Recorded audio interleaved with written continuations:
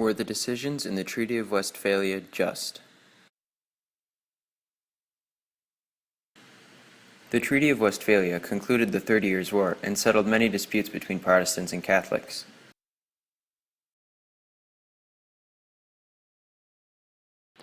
Before we get to the treaty, some background is necessary to put the decisions into context. The Reformation and the Counter-Reformation had divided Germany into two hostile Protestant and Catholic groups. The first period of war was in Bohemia when Ferdinand of Styria revoked the religious freedoms of Bohemian Protestants. The Protestant nobility in Prague responded by throwing Ferdinand's regents out a window of a royal palace. This event became known as the Defenestration of Prague.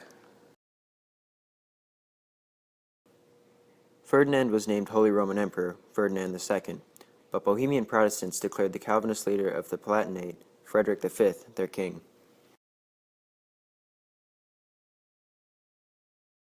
Ferdinand's army defeated Frederick's at the Battle of White Mountain, and Ferdinand was able to re-Catholicize Bohemia. The Danish period began when the Lutheran king Christian IV marched his army into Germany and was horribly defeated.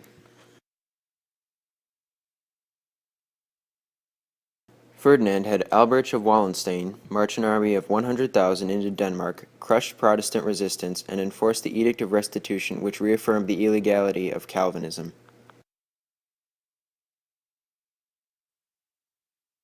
Gustavus Adolphus II of Sweden became the new leader of the Protestant forces at the start of the Swedish period. He was an important military asset to the cause. Gustavus was killed by Wallenstein's forces in the Battle of Lutzen. Wallenstein himself was assassinated by Ferdinand's request due to his growing independence. The final phase of the 30 Years' War started when the French openly joined it. The war dragged out for another 13 years while Germany was being looted by French, Swedish, and Spanish forces. The war devastated Germany, and nearly a third of its population died. Now we move to the Treaty of Westphalia. The Treaty of Westphalia nullified the Edict of Restitution and asserted the legality of the Peace of Augsburg that had been instituted 93 years earlier.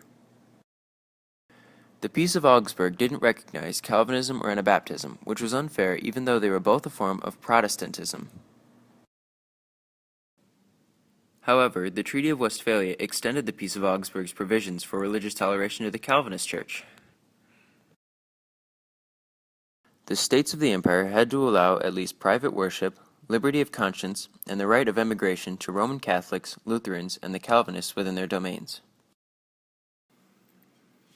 The ability to leave your state to go to one that has your religion was a benefit to minorities within those states.